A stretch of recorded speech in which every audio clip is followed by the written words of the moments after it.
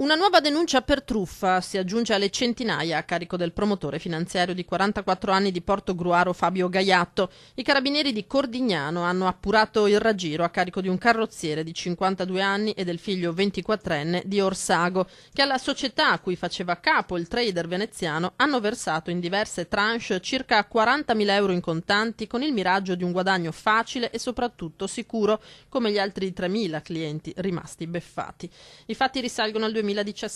quando il carrozziere, inizialmente restio, si era lasciato convincere a piazzare i primi 15.000 euro da un rappresentante suo amico che lo aveva indirizzato a uno dei broker di Gaiatto, allora a capo del Venice Investment Group. Sullo smartphone poteva seguire l'andamento estremamente positivo del suo investimento, tanto da affidare all'individuo altri 15.000 euro e convincere anche il figlio a fare altrettanto con 10.000, salvo poi scoprire nel settembre del 2018 la condotta di Gaiatto, ora in carcere a Tolmezzo. L'entourage del 44enne aveva cercato di minimizzare, raccontando al carrozziere che i broker della società si erano incontrati a casa sua per festeggiare perché le accuse stavano sfumando. Nulla di più falso, padre e figlio hanno presentato denuncia, al vaglio anche la posizione dei due intermediari.